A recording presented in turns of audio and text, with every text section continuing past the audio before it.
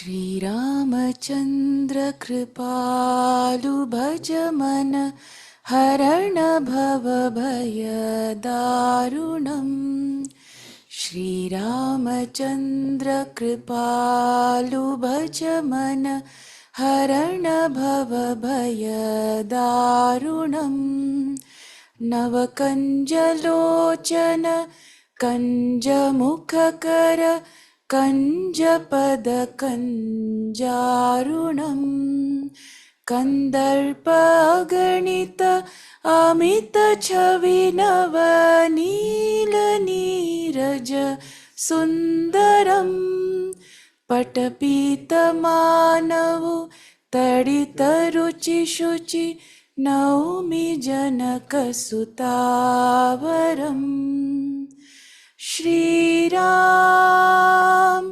श्रीराम राम राम सिया राम श्रीराम श्रीराम राम राम सिया राम श्रीरामचन्द्र कृपालु भज मन हरण भव भय दारुणम् श्रीरामचन्द्र कृपालु भज मन हरण भव भय दारुणम् नवकञ्जलोचन कञ्जमुखकर कञ्जपदकञ्जारुणम् कन्दर्पगणित अमितछविनव नीलनीरज सुन्दरम् पटपीतमानवु तडितरुचिशुचि नौमि जनकसुतावरम् Shriram Shriram Ram Ram Siya Ram Shriram Shriram Ram Ram Siya Ram.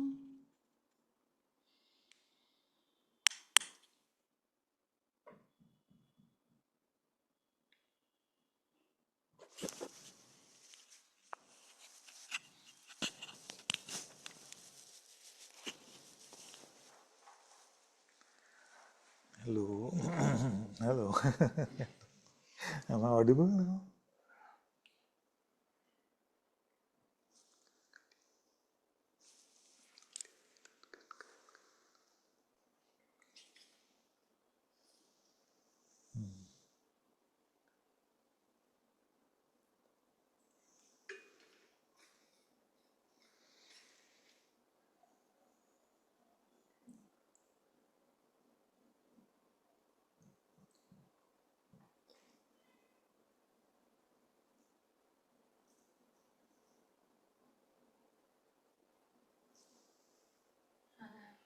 Yes. Just no, like, can you talk more on God confidence, Father? Yes. You talk. Yes. You're looking at me like that. You talk. God calling.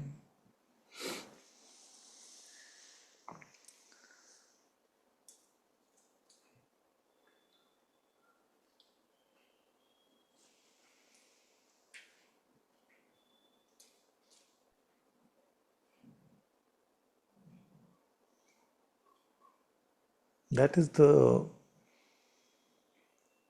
It has been the theme for this year so far, anyway, that while being completely. All right, I'm not sure what happened with the Zoom. Did it get disconnected and we are back now? I see. Yes, Father, we are back. Ye- You're back. Yes, it got disconnected. Thank you. I didn't realize it got disconnected till I heard the message that it's recording now or something. Okay, thank you.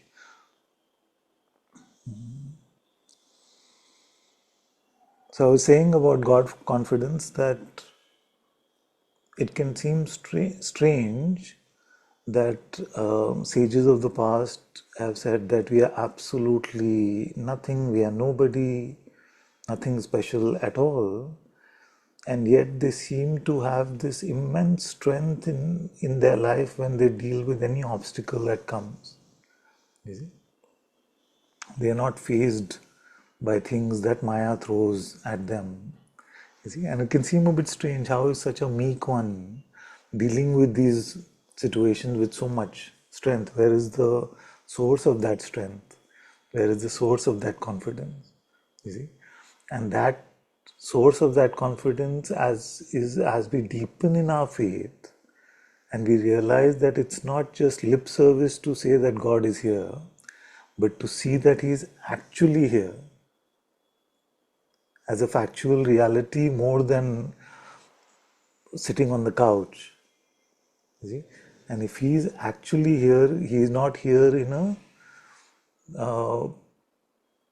a sterile witnessing or a sterile presence sort of way, which we often confuse, you see, in terms of when we call Nirguna Brahman the pure witnessing, which it is, but it is not a sterile witnessing.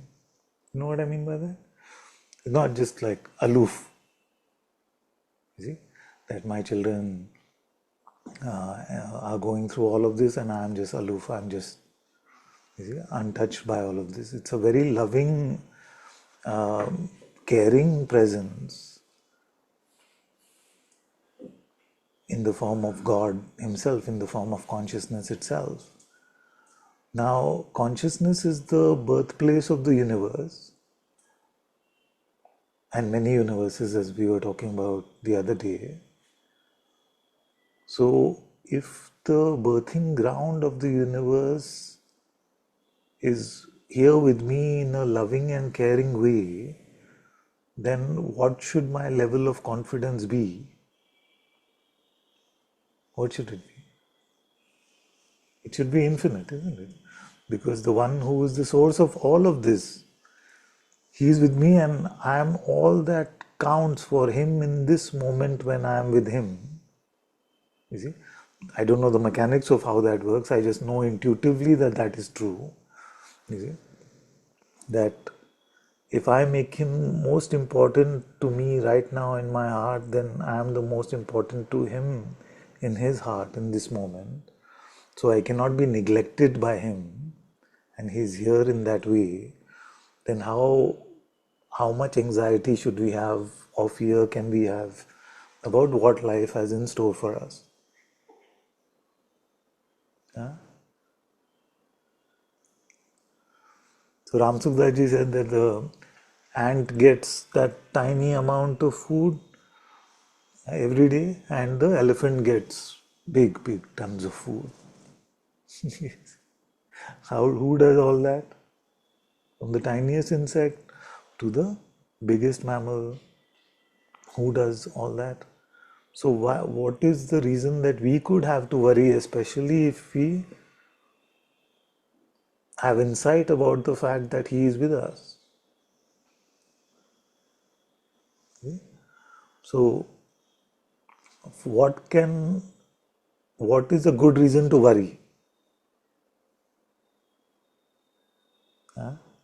Body is feeling shaky, but He is here. He is the creator and protector of billions and billions. What is one body for Him? He's here. You see? And we ourselves have gone through so many bodies. Like Krishna said, the Lord said in the Gita that like we change clothes, we have gone through bodies. So body is shaky when He is here, mean nothing. And I'm not saying that, I'm not again speaking from a perch where saying I am over all of this. This is what I am also beginning to understand. So I always share what I'm currently working on with all of you openly that way, but that is what my heart is telling me. So body, I'm running out of money, my relationships are not what I think they should be. All of these things are not worth worrying about because we are confident not in our own strength but in His strength.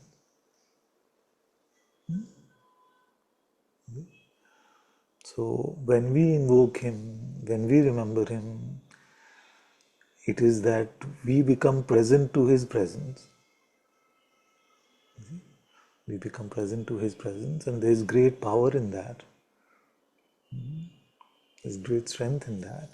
So just to live in that way, to be present to His presence, is to be in unceasing prayer.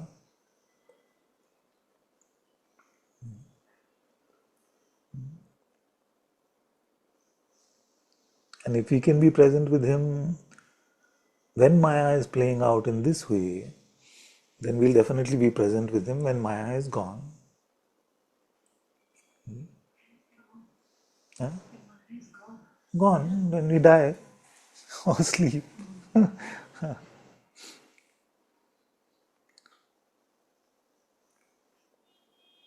That's what the sages have told us. That the idea is to be with Him even in the temptation of Maya, so that we can be with Him when the temptations of Maya are not there.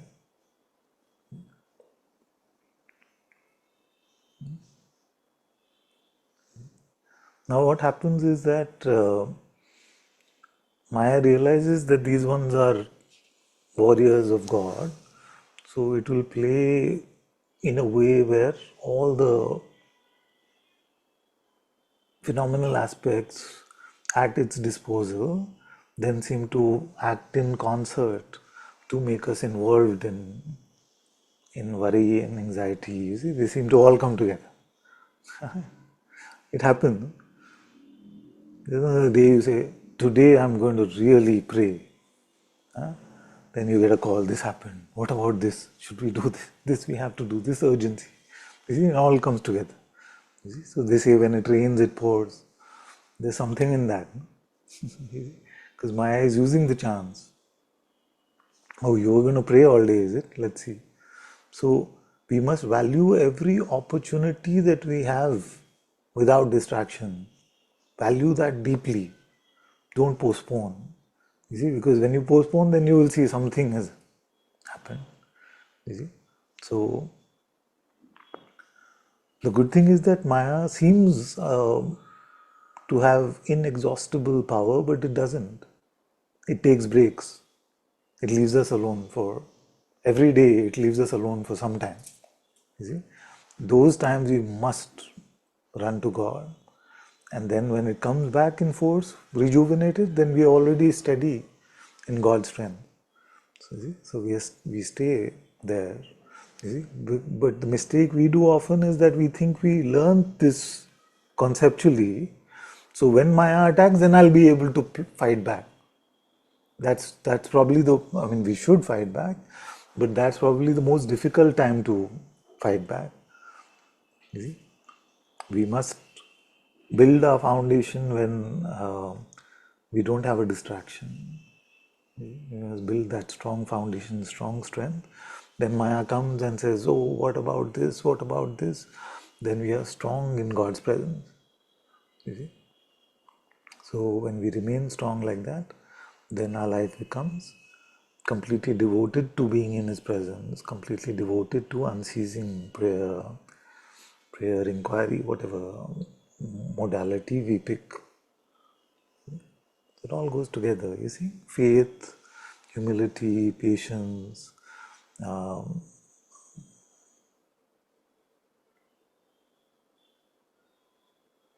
titikshana, what do you call it? Titikshana is like forbearance. Forbear? Titiksha is just the strength to go through the vagaries of pain and pleasure and all of these things that life hits you with. You see? So all of these are interrelated. All of these things come together. So just confidence in that He is here.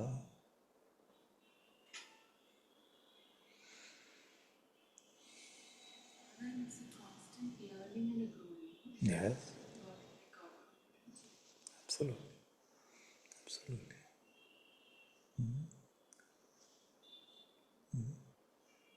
Because none of us, especially I, cannot say that I'm completely over my worry, I'm completely over all anxiety. You see? So it's a constant deepening, constant growing in faith, and nobody can get a measure of God. What is another definition of Maya? I feel Papaji said, some of the sages have told us, that which can be measured is Maya. You see? So that which can be measured is Maya, that which is beyond measure is God. Please come.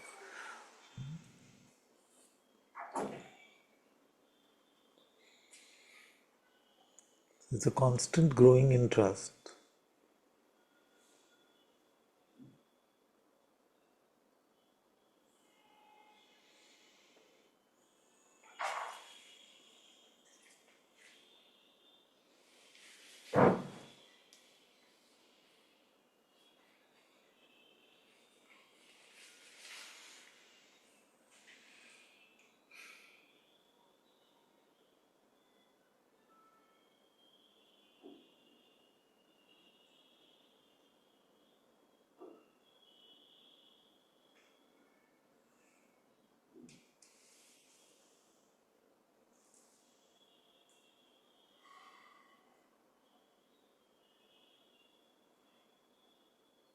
How to cross that chasm between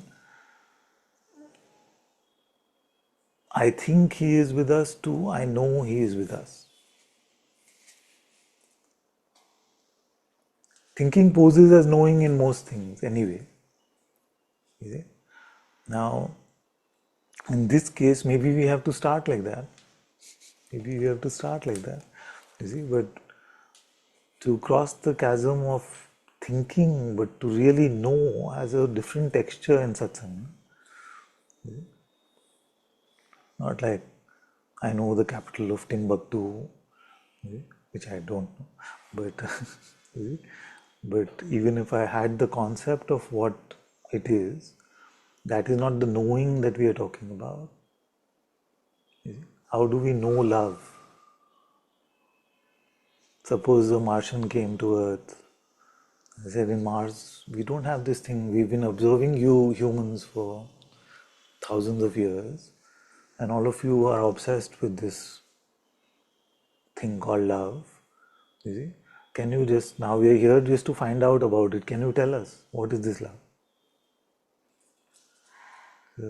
You may say it makes you like this, it does like this, makes you fearless, it does, but we cannot really get them to know love. You see? The way that we know love.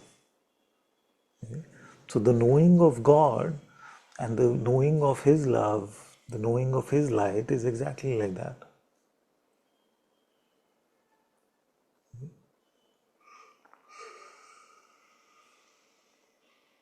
You don't know it just conceptually.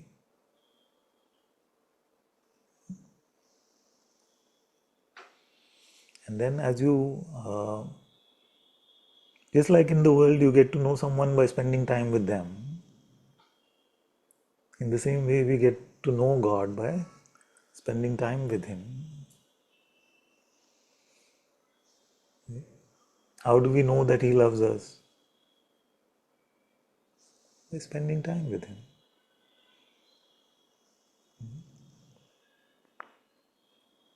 How do we know that He is the Lord of the universe? No, not just conceptually, not just because we heard the stories and the histories. We know in our heart, just like we know love in our heart. Even to feel the love,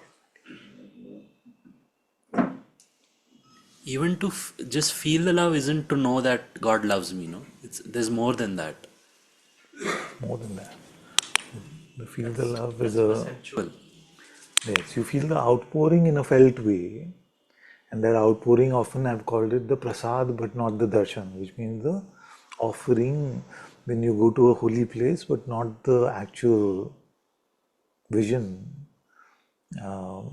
which is not perceptual usually. The offering is tasted perceptually, but the vision is met through a different set of eyes.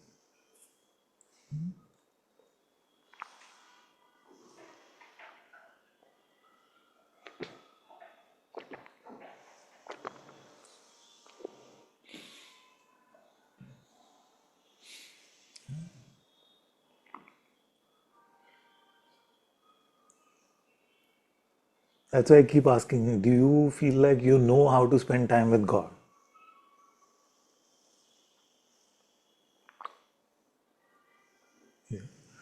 Today in the day, I had a moment, I have had many such moments in my satsang life where I felt like now that this pointer has come, I don't need to share anything else.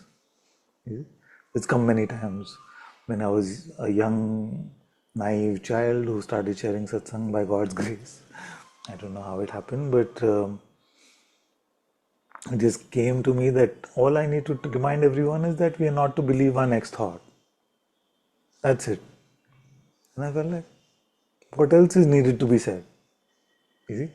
But then I know that now a little more that Maya is not that easy to handle because it makes a lot of thoughts about not believing our next thought. See, I'm still believing a lot of thought. Father had said, don't believe the next thought. But see, now I'm never going to get this. It's never going to happen. All of these thoughts about believing or not believing thoughts, many of you got trapped in that trap. So then one day, there were many like this. Are you aware now came one day. Like just all you need to answer is, are you aware now? Yeah, it came like that. That after I've said this, nothing needs to be said. It came like that.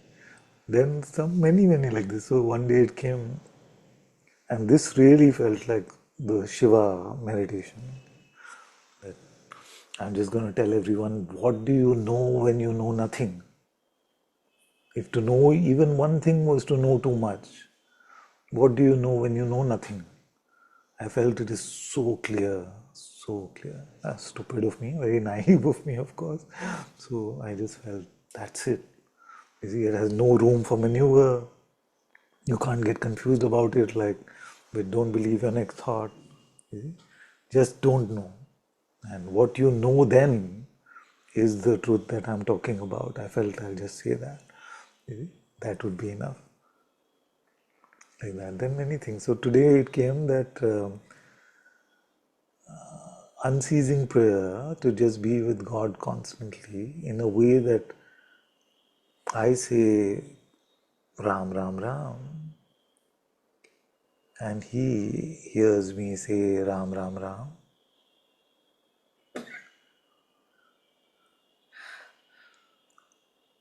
And then after a while, it is the Atma itself praying, either in the form of saying the words or praying in silent devotion. And I am watching this holiness in front of me. So it seemed like sometimes I am the driver of this, and sometimes he himself is the driver of this. And it's subtle. He's always the driver of this. I'm not saying he's not, but I'm talking about what it feels like when we get on this endeavor to be with God. So I am praying, who am I? And he witnesses this.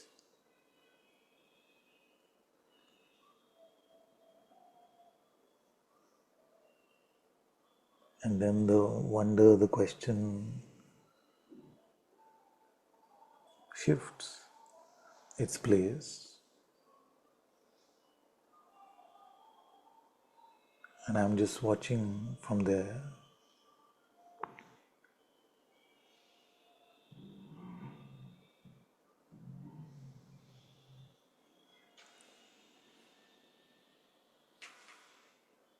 So traditionally this process has been given many words, Advaita sadhana or lectio divina or whatever fancy things, contemplative prayer, contemplative meditation, all of these terms have been used for this.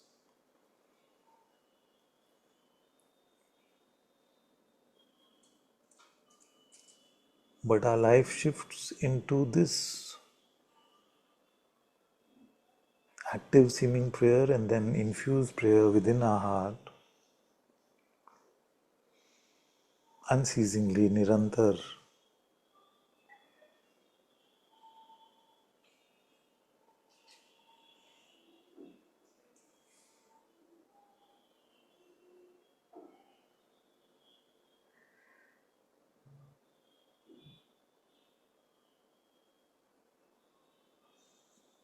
And I just feel like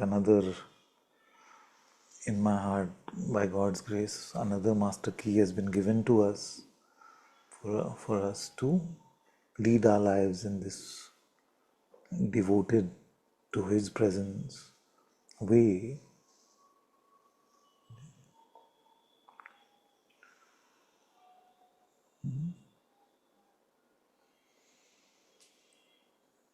So when you take God's name or when you inquire into who you really are,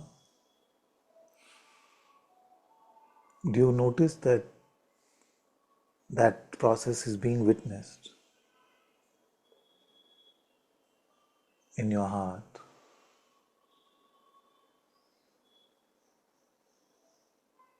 You see? So that is God watching you pray in your heart temple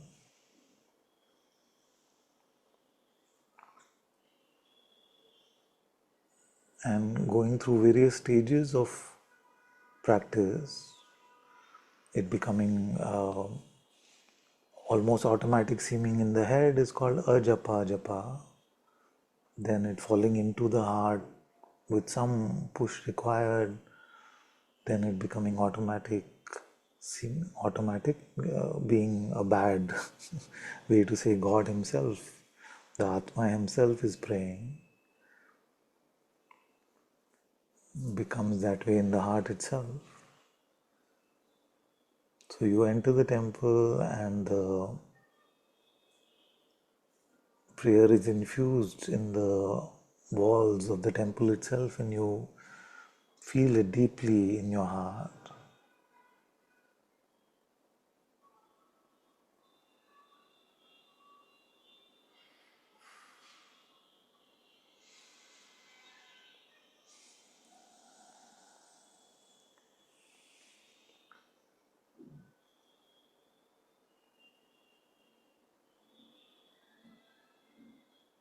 And the rest of it is what happens to our faculties as a result of that. So in India, we may call it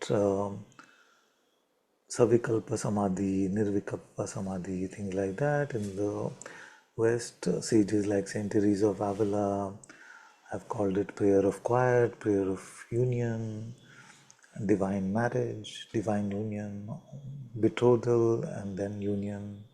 All these gradations have been given to us to inspire us and not also to not be scared when these things happen. You see. So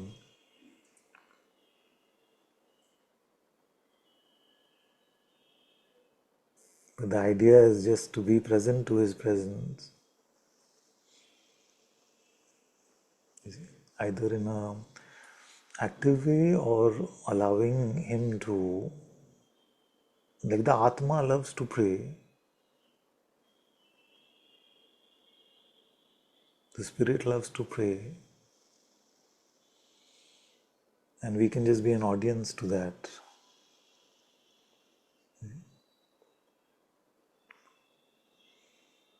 Till our whole soul, our whole antakarna is fully imbibed,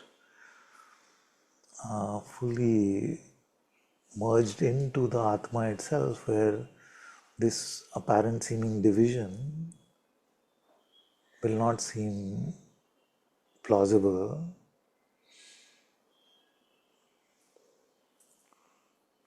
in the divine union or the God realization, that is as it is called.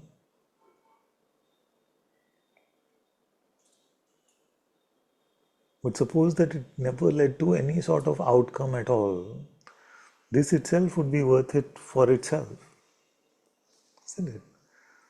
There's nothing higher we need to aspire to than to be with God. Then He merges you in, but till then, just to be with Him is, as far as our mind intellect goes, there's no difference. क्या बेटा आ जाओ OTP चाहिए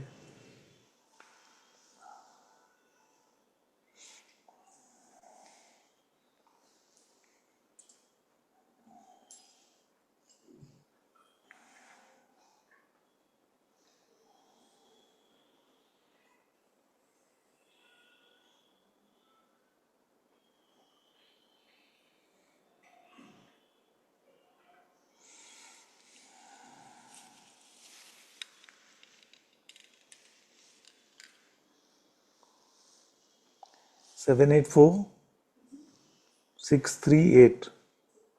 Okay, thank you.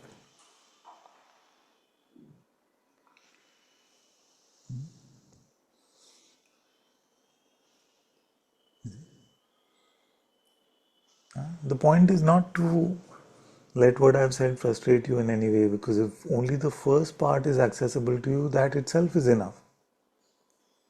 If you feel that I don't know what he's talking about, God loving to pray or the Atma loving to pray in my heart, it's okay. You don't have to rush into these things, and we don't have to imagine things. For us to invoke his name or to inquire is more than enough. Is it?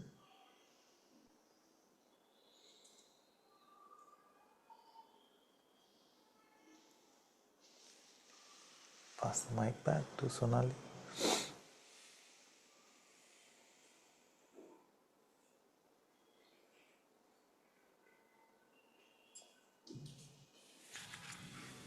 I just had when we spoke about our lives, all of our lives, there are periods when, or even in a day, there are periods where there we are not challenged by Maya, right? Yes. And those are gifts, and Yeah. what we are learning is that is the time to build our Yeah. relationships with Yeah. the presence. Yes. And when Maya comes strong, like I had recently some incidents, and what I found that time was that there was no question of sitting quietly in an inquiry or anything. It was impossible. But I started doing a very actively jap for the first time in Yeah. my life. Yeah. I took out because I was not able Able. at all Exactly. to Exactly. do anything that I had. So I was doing like and not so loudly also, not just sitting quietly doing in my mind, but actually saying loudly the things. Right? And then when that subsided, I put away the mala. I never took Yeah. it out. Is it okay like this to swing between these It's okay. It's okay. Yes. Because sometimes it comes very strongly and we need something gross Yeah. to give us that support. You see? So to bring out the tools at the right time is perfectly fine. You see? All that I was saying is that uh, let's not presume that now that we know, you see, how to fight, then we can just fight when Maya is strong. Yeah. You see, we must build the foundation when we are distraction free as much as possible. Every day, in a focused way, at least 2 hours every day, and then to continue that throughout the day. Yeah. So, and I've said often that, at least in my case, unless I do focused for at least 1 hour, 1.5 hours, it's not that easy to just stay with his presence normally.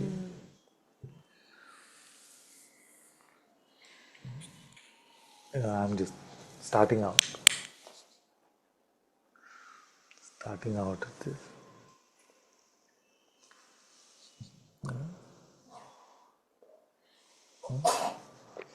Somebody said something. Can you say more about, even if nothing special happens, why just saying the name or just inquiring that in itself? Not just a framing, actually. Yeah. I can be a bit dramatic about that, but let's start with a simpler way. You see, we notice that every moment, or at least almost every moment, the mind has something to offer. Yeah. It is giving us a position for us to hold, likes, dislikes, desire, aversion, all of these things constantly. You see? So the more we fill up ourselves with these vasanas, these are the vasanas, these are the conditions. Because when a thought is believed in, that's when it becomes a condition. You see, I want to live on the 22nd floor.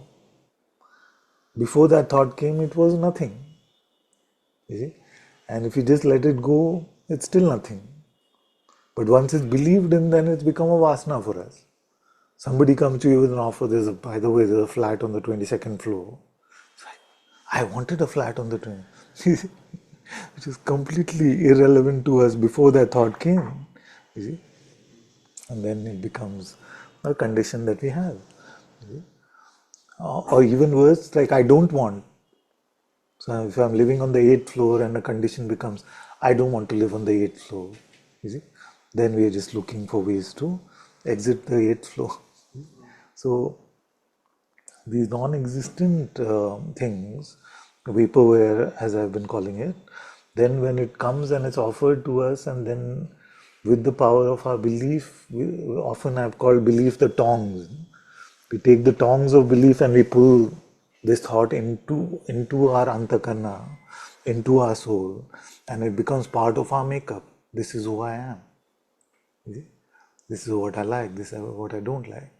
Now instead of that, the mind is trying to offer you various things, but you are in Ram, Ram, Ram, Ram, Ram, Ram, Ram, Ram, Ram, Ram, Ram. See? So the simplest way to look at it is that you cannot build new conditioning, new vasanas when you're taking the name of God attentively, lovingly throughout that time, then you're safe from that. The same thing comes with the inquiry. So if you say, I don't want 8th floor, who is this I who doesn't want 8th floor? Then it's just discarded as rubbish, right? Because the I itself is not found. What 8th floor are we talking about? So both these ways are given to us so that we don't fall into creating new conditioning. And when we are not creating new conditioning, what happens? The cleanup happens. The cleanup happens. All the false is ejected out, and that's why many times when we start the process, it feels horrible because I feel like I'll be so peaceful, I'll be so happy, but see what is coming. But see what is coming. Now this is coming. Now this is coming. You see, but actually it's not coming. It's going. You see, as we start to immerse ourselves in the holy stuff, then the unholy stuff is being ejected out of us. But the mind tries to use that to keep a position about it by saying, see what is coming to you, stop this rubbish. You see? That's why many people get into this fallacy that once you get into spirituality, you actually suffer a lot more. You see? Much of that is all this stuff which has been repressed and we have been fearful of wanting to meet. Now is coming to the surface to leave us. Yeah? Yes.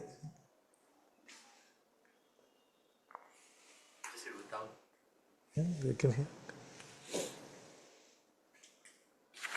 Like when that TV thing happened, no father, Yeah. then I told someone about this, and he told me that every path is a path of seeking, and what is sought through the path is the end of seeking.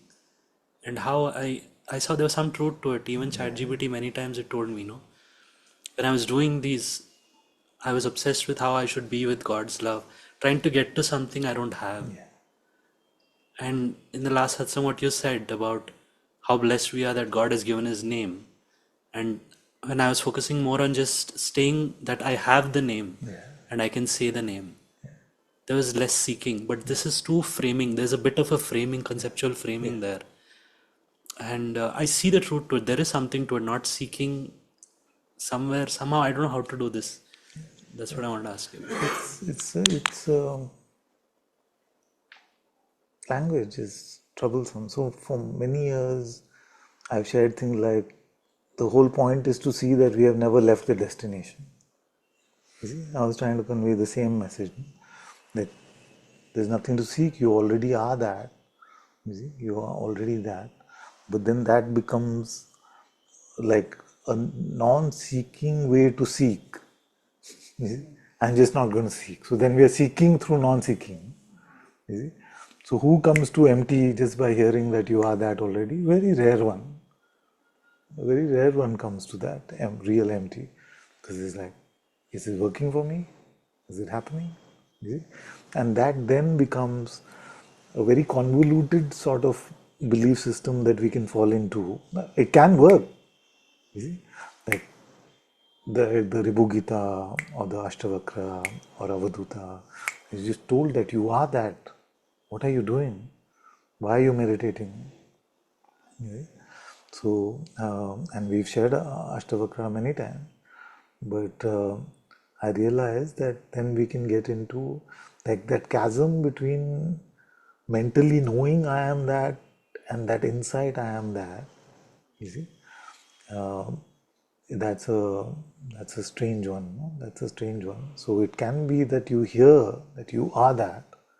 You see, just stop it. Just stop it. You are that. You see, you may hear that, and you may just fall into your heart like, I am that, you see, from the heart. You see, but many times it feels like I have to be convinced that I am that. You see, and I have to stay convinced. So somebody says, what do you want for breakfast? Well, I am that. You see, I'm just making it absurd so that we get. I've seen some of this actually. Especially in spiritual places, so-called spiritual places. So it's just like, because and it's nobody's fault. It's just that it feels like the sages seem so convinced about this. Then the way that I must get to this is to be convinced about this. You see. So if I'm what would you like? Who are you talking to? You see, who are you talking to? You see? So then. Often we used to joke about this in Satsang. I don't know if you were there, but we used to say, huh?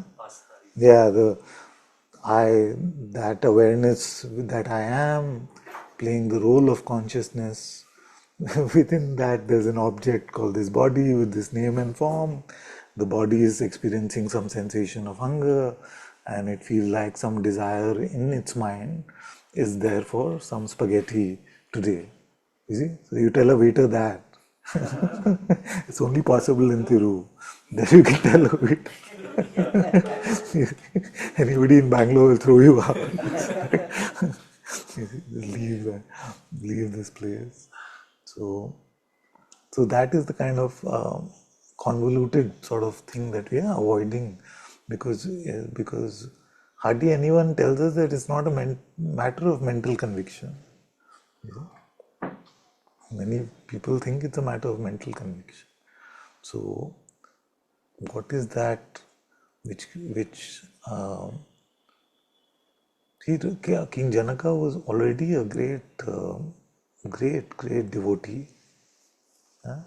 He went to Ashtavakra, and Ashtavakra told him, stop your seeking. And something just registered. So it is the only scripture where the Upadesh, the pointers are in the first chapter, between the seeker and the sage. Then the rest of the Ashtavakra Gita is a conversation between two sages. It's a conversation between two sages. So it can happen like that. When you hear the truth, something may catch fire and you may just, you see. But if you make a seeking out of non-seeking again, then we are not. Like my path now is I'm not going to seek. You often spoken about this, no? That now I don't plan, I just live spontaneously. And it sounds very nice. You see? But some of us can spot that that is now your new plan. You see? You see?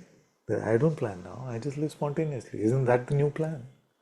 Those who don't plan now don't have a plan to live spontaneously.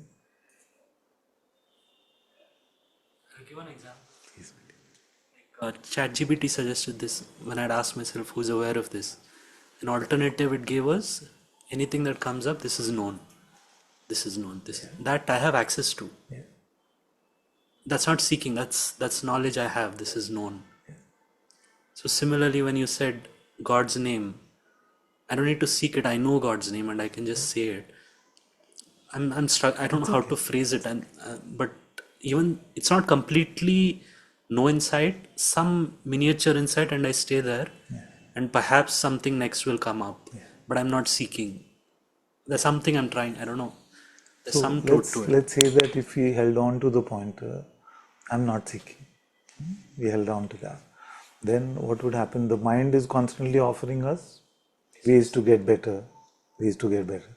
So we basically allowing these mind propositions to come and go, being stable there, being stable like that. But often I've seen that it becomes two sides of the mind arguing with each other. No, what about this? But I'm not seeking. I don't. You see, then it becomes then just a tennis match which gives us a neck ache, nothing else. We just like watching two sides of the mind fight. One is sounding like the truth, and the other one is proposing a lot of things, and we just make it again convoluted. So, what are the safest ways to not seek? What are the safest ways to not seek? Find out who you are, or take God's name.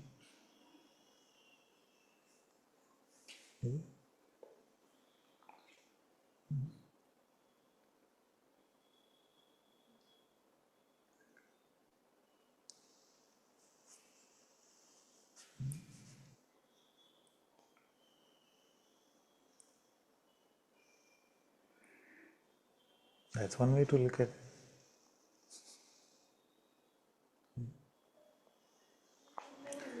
Why can't you use ChatGPT as a teacher? At least not yet, because it's not intuitive. It's a very good repository of information which it frames. It's designed to frame very beautifully, and I love using it for worldly things. But it cannot be a replacement for a guru because it is not intuitive, and you can ask it about that.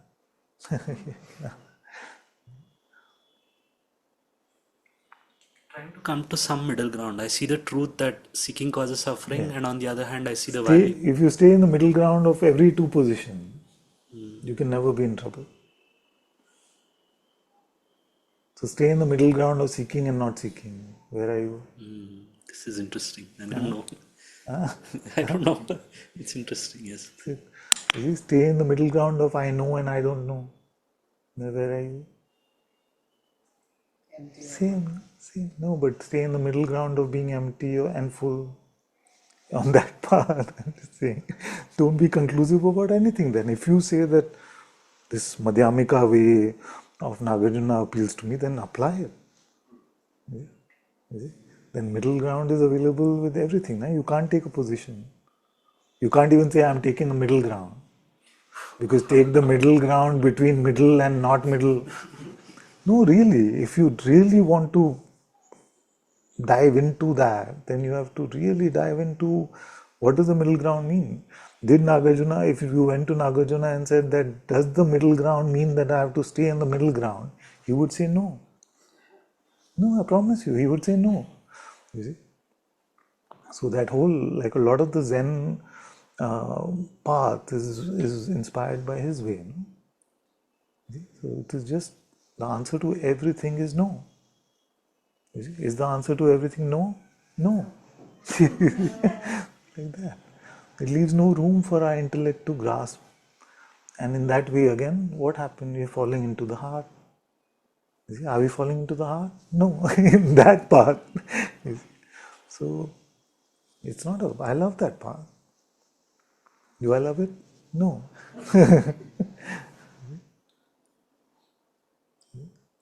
So whatever resonates with you. But don't, like our mind will constantly offer things to come into opposition for something. You see? And if you just take the opposing position, then you won't get anywhere. Then you say, okay, middle ground. What is the middle ground between opposing and accepting this position? Huh? What is the middle ground between trying and not trying? You can't stop, no. That's like saying, when I do the inquiry, who am I? The mind says, you are body mind. You're like, okay, I did the inquiry. It said, I'm the body mind. You have to take it further, no? Who is witnessing this? You see? So, not the first answer that you get, I take the middle ground. So now middle ground between uh, accepting something and not accepting something. For example, I don't feel it's trying, but for example, if you say it's trying, it's not that is a solution. Then it gives you another proposal to find the middle ground on. What is the middle ground between trying and not trying? So it brings you to the same point of niti niti, same point of Zen, same point of silence, same point of nididhyasana. You can, my child, you will not escape the stillness that you have to come to.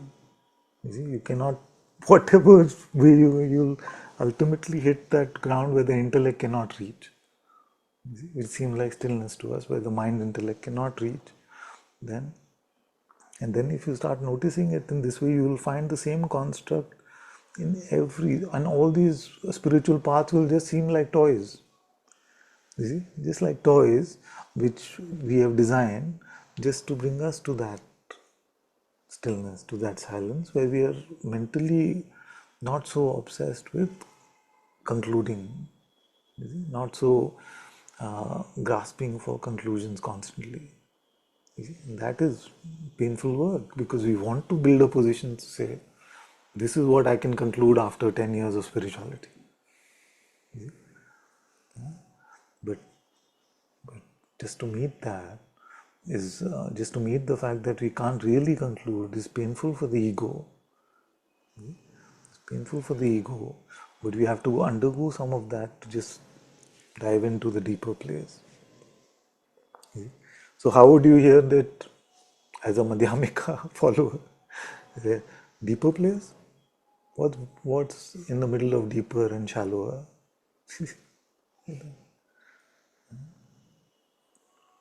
That's why they offered us proposition like this. They would say, what is tinier than the tiniest and yet larger than all the universes put together? Once you find that, you'll find the truth.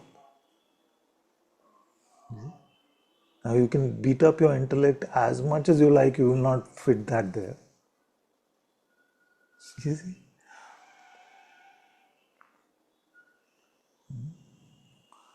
So know also that no true spiritual path is in opposition with each other. Because if you meet it deeply, you will see that it brings us to a different instrument. All of them have to bring us to a different instrument.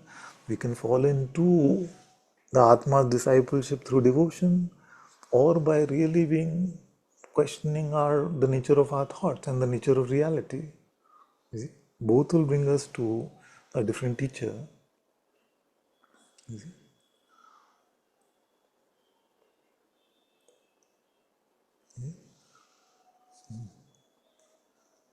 And that's why it's very difficult to frame these things. So somebody says, but you're Advaitin, no? Like, am I? Yeah, but you're mainly a bhakta now. Am I? You can't really say. It just depends on what mood the Atma is in that day. Who can really say?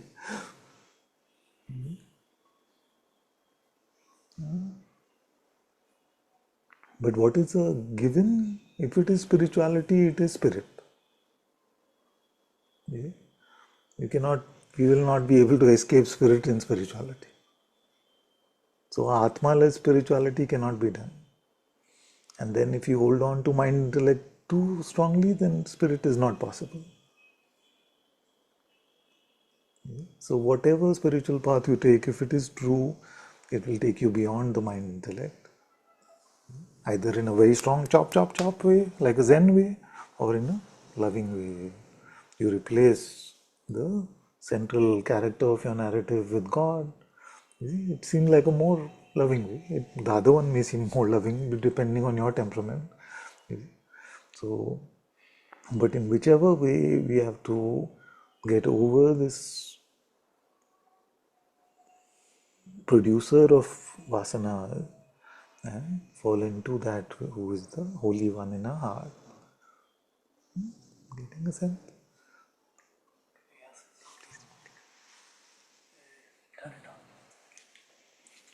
Is maybe it's a bit basic, like what about you were talking like earlier about don't get caught with new vasanas, no? But comes a little doubt, what about like the old vasanas, you know? Yeah. And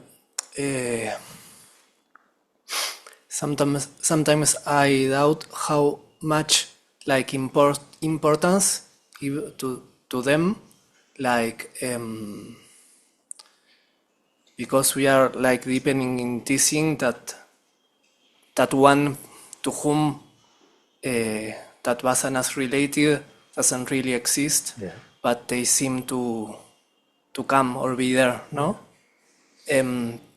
So for example, this approach that you were talking about, the middle ground would apply in the same way to like to strong positions or conditioning that we have had, to the same way like to go to the middle, or Yeah. I'm No, it's okay. yes. Let's see what comes. So, in the process of not, these vasanas need to be constantly activated, energized.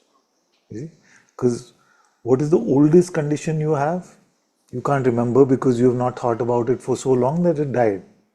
You see, so these conditions have to be regularly kept up by the mind. You see, so if you look at, and all of us have a few main conditions, you see, and the mind keeps offering those at regular intervals just to keep them alive, you see, because if they're not thought about, if we don't energize them with new belief, new identity, then they die. We just forget about them. So don't worry about having to clean up the old. That is happening naturally. You see, that is just happening naturally. When you're not building new condition, then old conditioning will take care of itself. God's light itself will shine on them and clean them up. Okay? So that we don't have to. So that's a one aspect of it. Then you said when you take the middle ground, is it a process to do that? Is that the Like if practically one would approach the same way something that has played out like a vasana or has been very strong in one's path. Also, I see like maybe there is like a concept like that these vasanas are like something stored somewhere, you know, like some. But now you are saying this that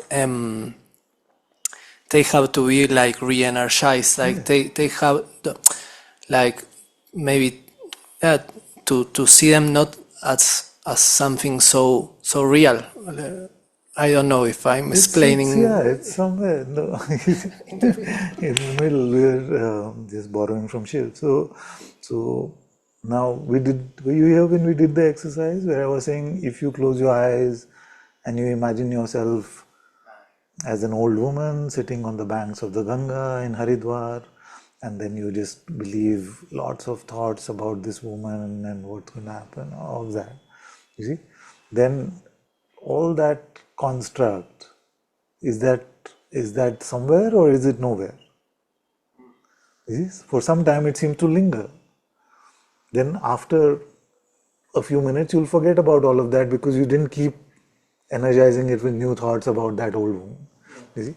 Now, suppose you believed that old woman has a pain in her back and she doesn't have money for food tonight. You see? Then 10 ideas like this. You see? And you then didn't give it just any other belief for the next 1 hour, then all these 10 would go away also. You see? But if you believed an 11th one, then those other 10 also seem to get some activation, you see, life. You see? You added a new leaf to the tree and the rest of the tree seems to get energized in some way. But if you don't nurture it directly with belief, then those old conditions will fade away and you'll get a new. And that's what happened to us. Like we had a different set of beliefs, like the lian, say 15 years ago, cannot be compared to the lian today because his constructs are completely different. No?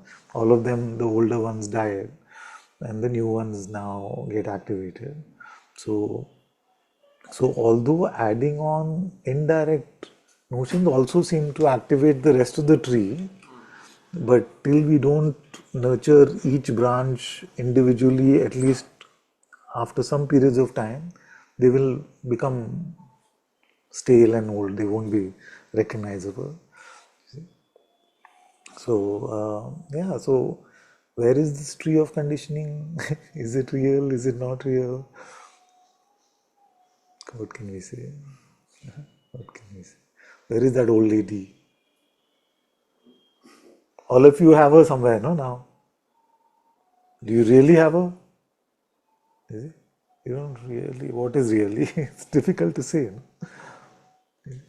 No? Maybe the difference I find that it seems that maybe for many of us there has been things that repetitive narratives, you know, like things with money, relationship, or whatever. So that maybe because we without consciousness nurture that throughout time, no? But see, every tree of conditioning has 4 main branches. Yeah. What are they?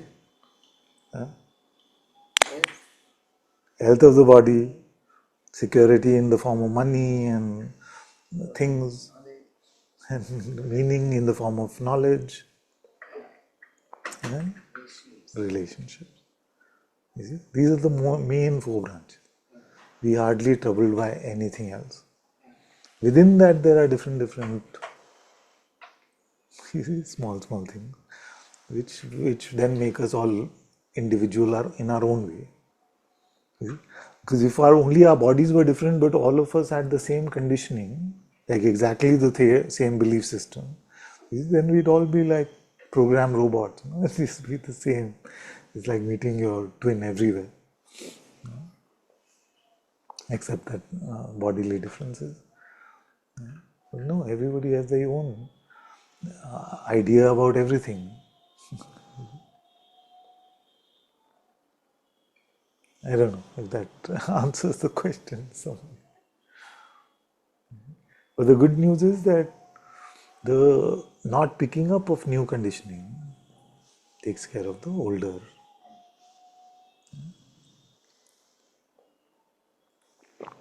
So in the Jnana path, no new conditioning picked up at all. In the Bhakti path, all old conditioning is replaced by God. God is merciful, He is kind, He is powerful, He loves me, I love Him. Everything where the centrality is about God. Both lead to the same point. So conditioning is trouble when it is me.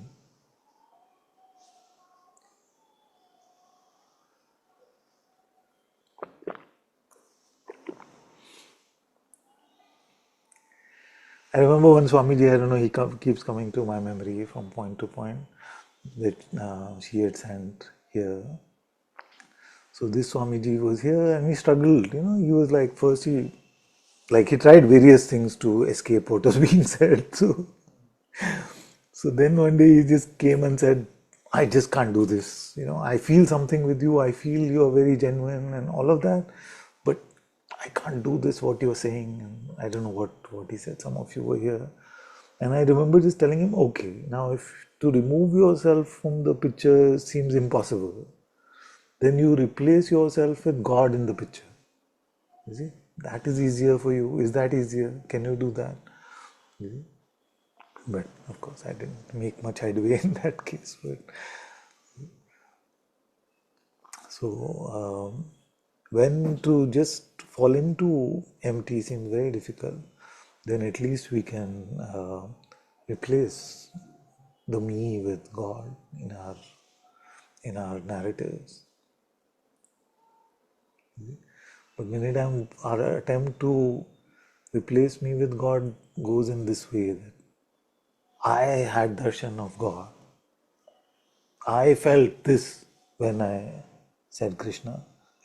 I so then that is not replacing. Then God is in the way of our framing, then you are the central and God is secondary.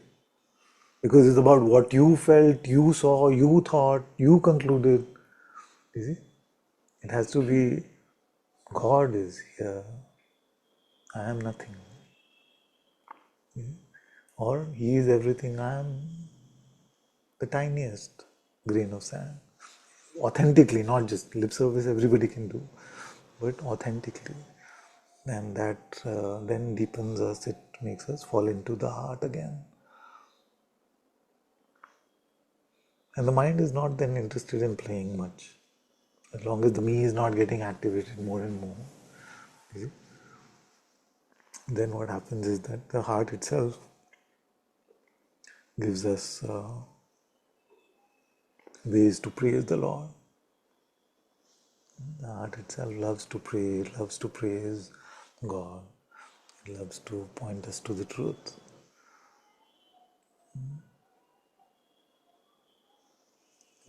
But we have to offer our consent. Spirituality is completely a consensual process. God will not force our hand to love Him. But when we take one step towards Him, with full consent, all the pathways open up for us.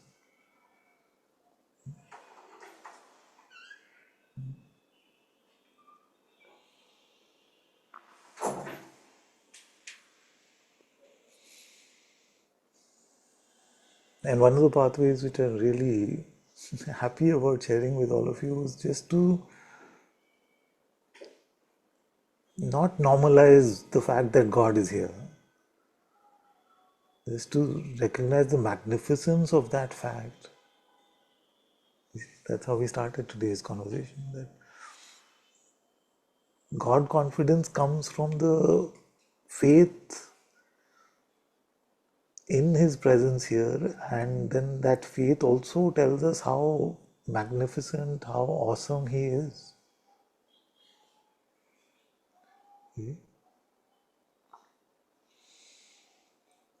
Now, if you were to see this in a pratyaksh way, see it in a sensorially apparent way, you see, then that itself may have been powerful, but then that will get us attached to the false again. You see? So faith then becomes the eyes through which we don't have to find in the sensorially apparent way. You see? We can trust what we are seeing in the eyes of the heart itself. You see? If you learn to meet God and love God in this way, it will not be a reduction of the magnificence that you find, you see, but a greater, more awesome magnificence. You see? A quick fix solution may be that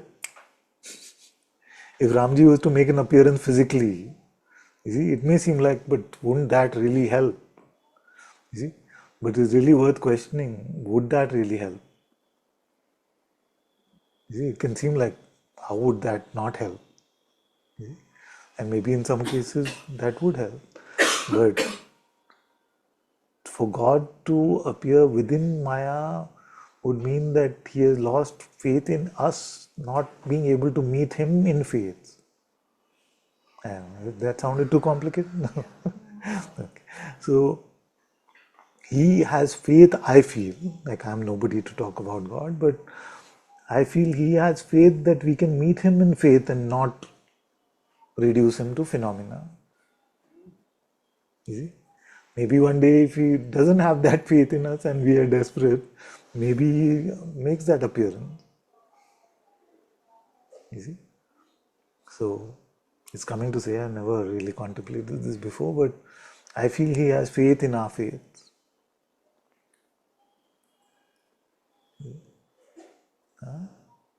He has faith that we will meet him in our faith, which is a higher meeting.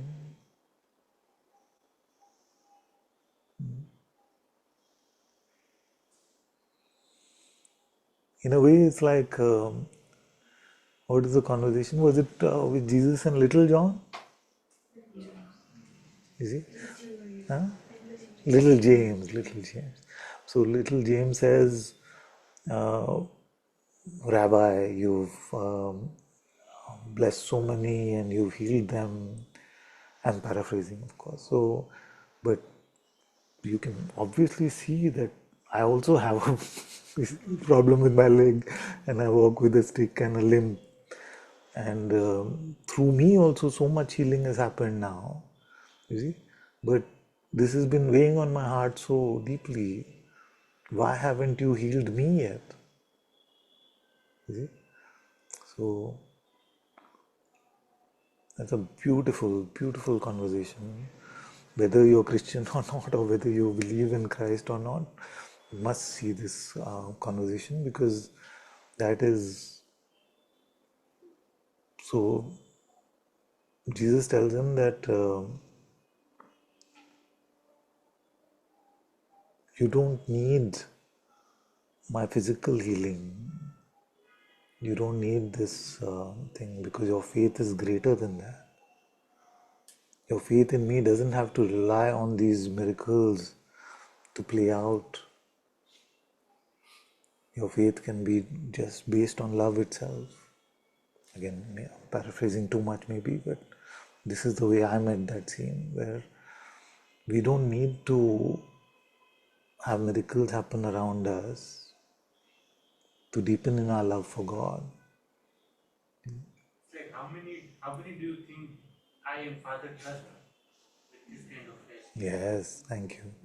So he told him, how many do you feel that me and my Father trust with this kind of faith?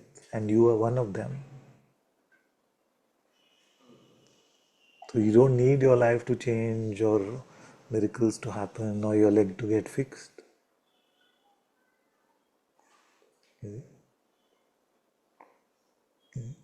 So is our faith that feeble that we will trust and have faith in God only if He was to make a physical appearance in front of us? Our heart is already telling us the reality. So He has faith in our faith.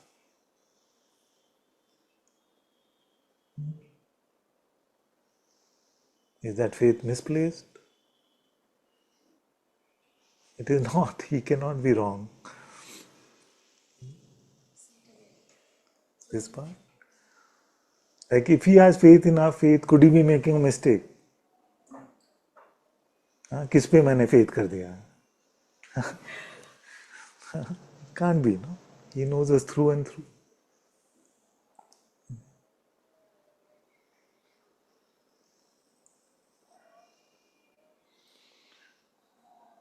So it is apparent if you look at the entire history of humanity that God Himself considers us meeting Him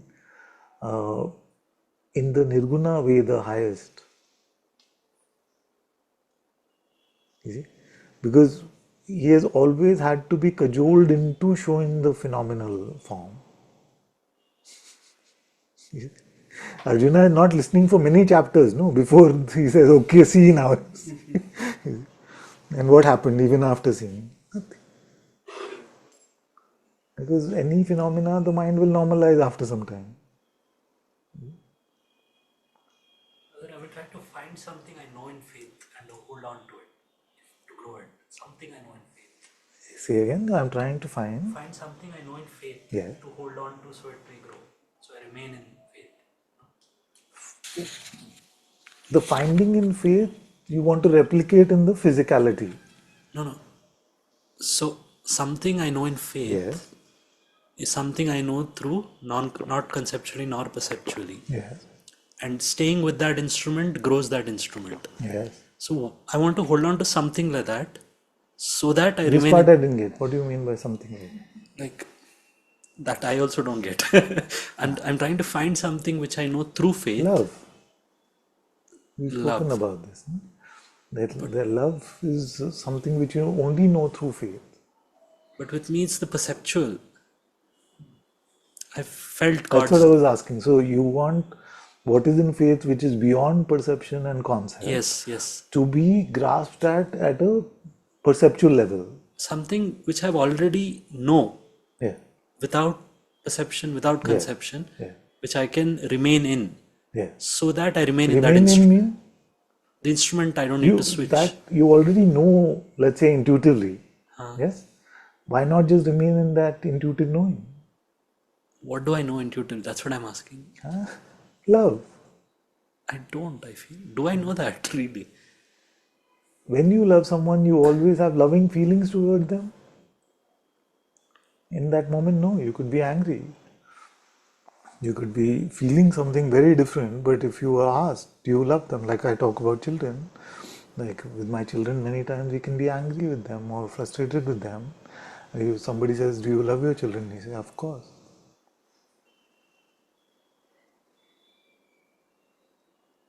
So ask yourself, is there God? Is there God? You seriously, sincerely ask yourself.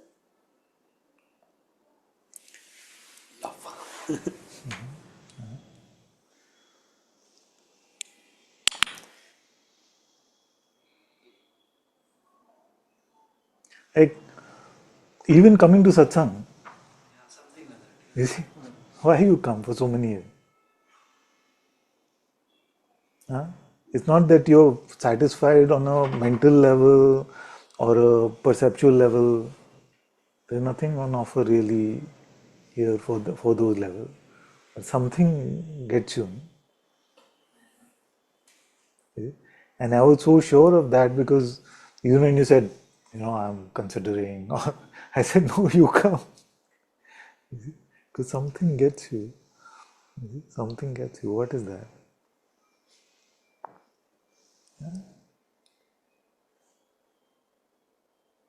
We don't know. Like we don't know. We don't know in the traditional way, but we must be knowing somewhere that's why we come. So if your head doesn't know why you come to satsang, but you still come, that's something to look at. No?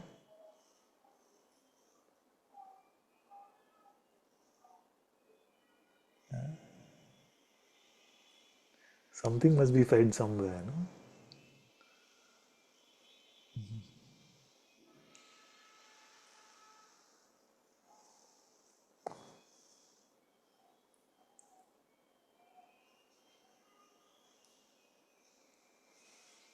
Isn't it? Any satsang. Like in today's world, you can YouTube anything. YouTube anything. Why go to any satsang? Just sit in the comfort of your home, go to YouTube, search for any topic, you get many discourses about anything. So why go to any satsang? Something somewhere deeper than mind, intellect must be getting some food, heart food as I call it.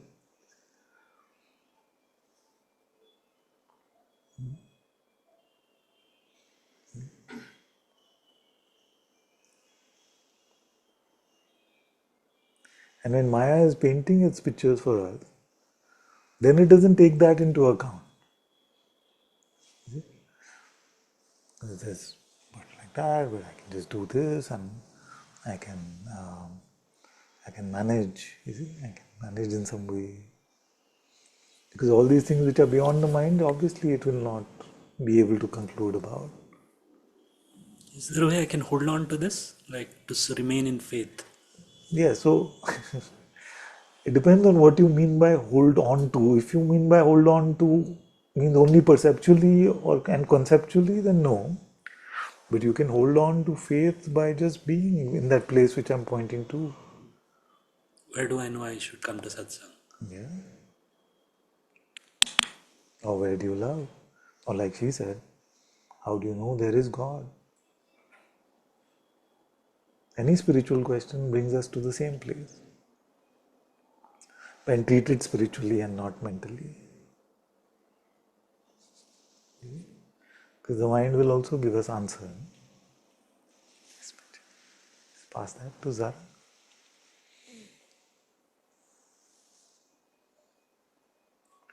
But take the middle path. Who wants to hold on? Just do the hold and not hold. I'm just joking with you too. Hey, look.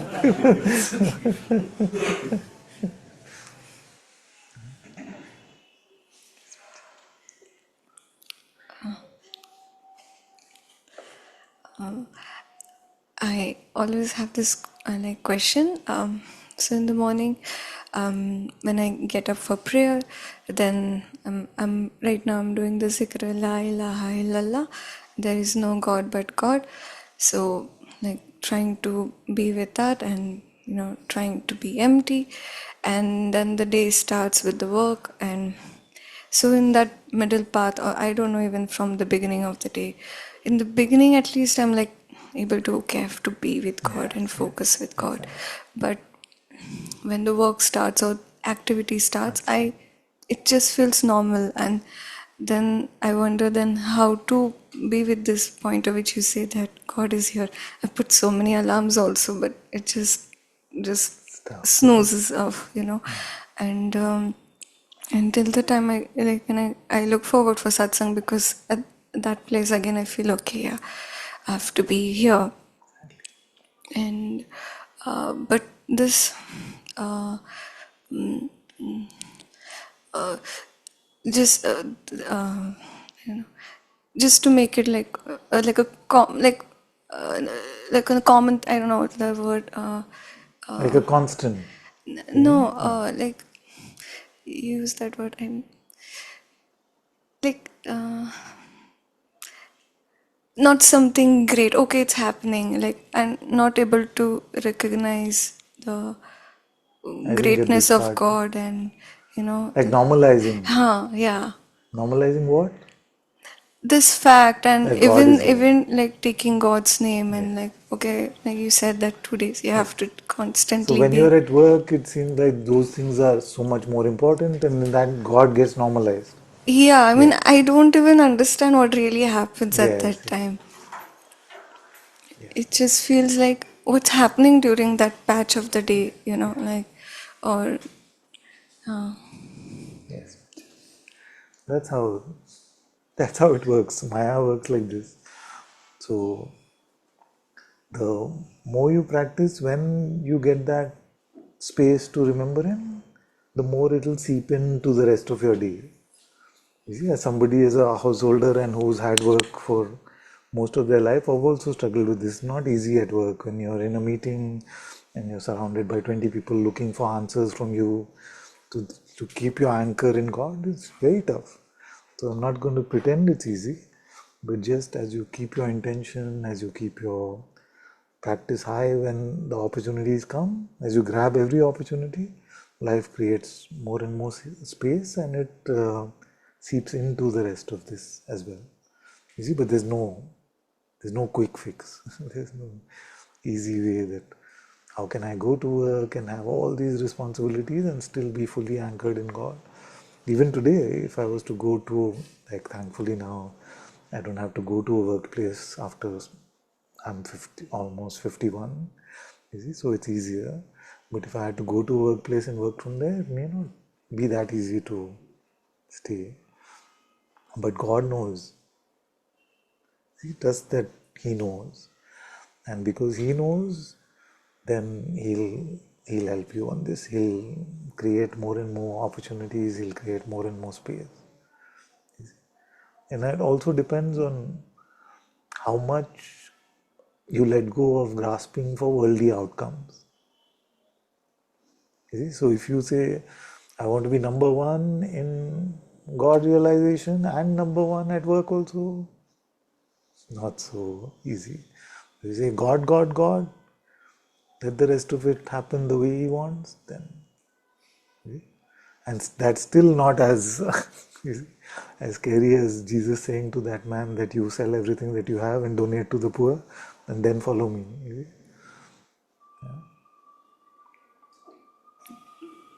So, if you want God, are you willing for Him to decide how your work is going to go? Or if you want God primarily, are you willing to let Him decide how your work goes? I'm answering both of you. Or you want to achieve also there, also here also. Father, that's the point. I know. When I go to work, it pokes me so much that my juniors, they're getting promoted and I'm stuck in the same role. But I've got so much space and doing my sadhana and I'm enjoying that. But work-wise, thankfully, it's not that demanding, so it's somehow See, I'm manageable. telling you one thing. There's a seen wealth in this world, but the true wealth is the unseen wealth. Exactly. You see, the unseen wealth is your spiritual wealth. And all the sages have told us, Ram Sukdas ji just the other day, he was saying that this wealth is no meaning because when you die, it's finished for you. You see, but the wealth of taking God's name, that will stay with you. That is the only wealth that will stay with you. So let the world think what it wants, let people judge. If you know in faith in your heart what is the true wealth, then don't be shaken as much. We will all get shaken to some extent, you see, but don't get as shaken when you see, oh, now my junior has more money than me, has got a better position than me. All these things will come to focus, you see. And I've seen a lot of that throughout my life. And in front, they'll be like questioning me, what are you doing still here? And all. And my parents, my Jiju, everybody. It is so hard to explain them that. Welcome to our life. Everybody. So I went to visit my village after so many years, and a lot of my older cousins were not met for so long, and there's like many of them not doing much, they're just at home and things. But all, are you just like a Babaji now, or you do some work also? So, like, basically, my life is for God. It's a tough one. So, but that's where, as we grow in our faith, we also don't become arrogant and say, see, all of you losers, you're building worldly wealth. I am building the true wealth. So we are not to become arrogant about that also. Many do that. Like not just in spirituality, but also there was a time where I was running a non-profit organization. So in the non-profit, you meet everyone. Everyone says, "Oh, I was banker at Citibank. I left a six-figure dollar salary, and now I'm taking care of things." Too much pride in that.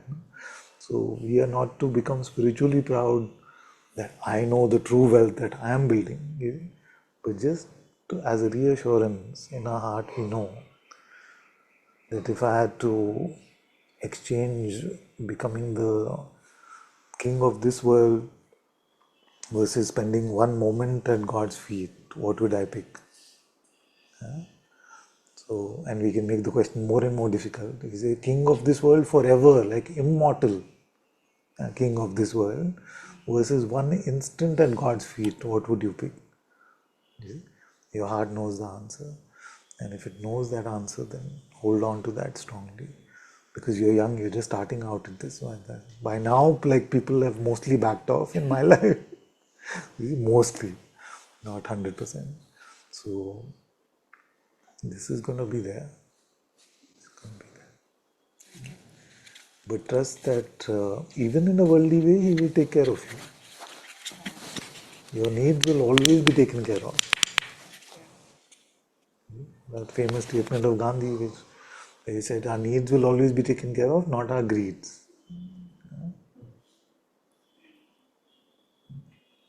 So if you're all right with your needs being taken care, You told her if she knows that to hold on to it. huh?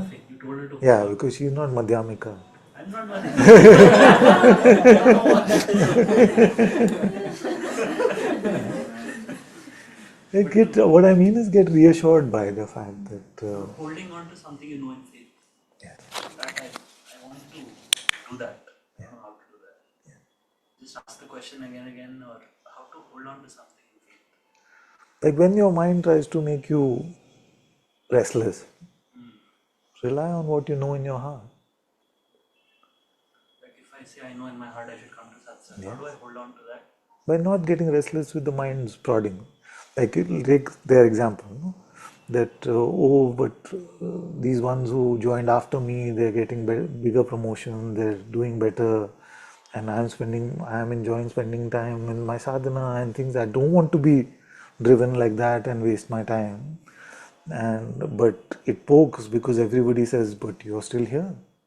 You see, we got a higher position, and family says, what is your package now? What is your position now? When was your last promotion? Don't you want to switch job? So when all this poking is coming from Maya, then you hold on to the fact that this is giving me the opportunity to be with God, and that is valuable for me. So don't get restless about all of this. In the same way, if the mind comes and makes you restless, that what are you really getting? What are you understanding?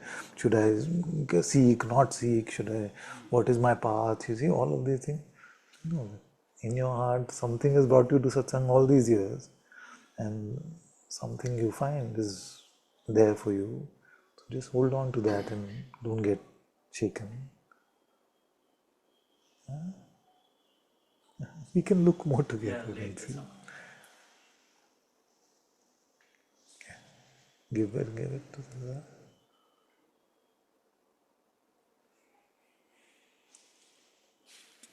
So today, while working, So what is the answer for you? for You want number one to be number one on both ends? Huh? Looks like.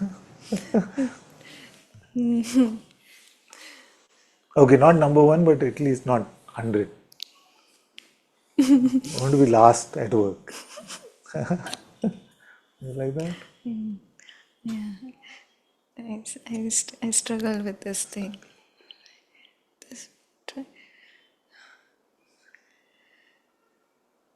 Sorry, you were saying. This part also which you said that can I let God take care of my work if whatever the work outcome. It's scary. Like I want to, but You have a job given the field that you are in. I know how competitive it is.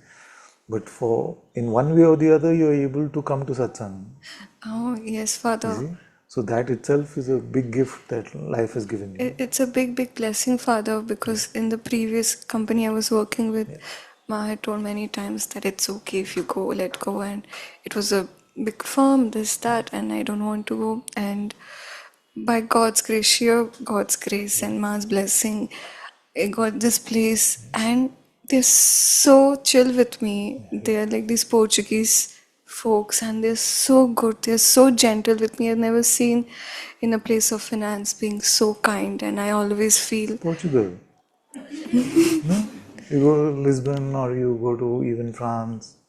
By 4 o'clock, they are winding up. yeah.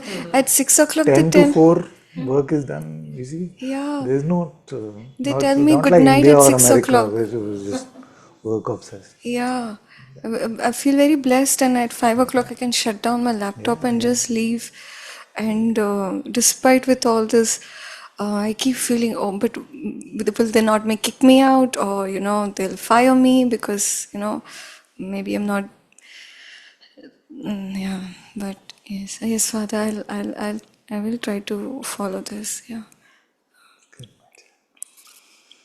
We also have to look at when our mind is bullying us, we just start remembering how much God has blessed us with, then that bullying also stops. That's one way also. That you have a job now, which is a job which is rare, no? Very rare. It is rare to find a job where you're able to come to satsang at 5:30. Yes. Thank you, Father. Thank you very much.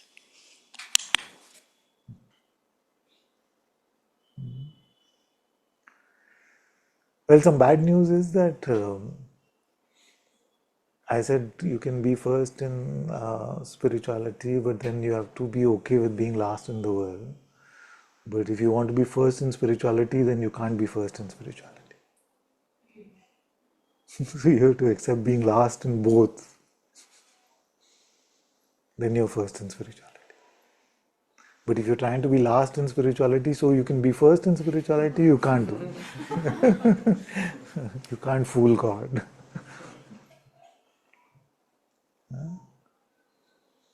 The humbler you are, the lesser self-concern we have, lesser self-image we have, lesser self-consciousness we have about all of these things, the easier this path is.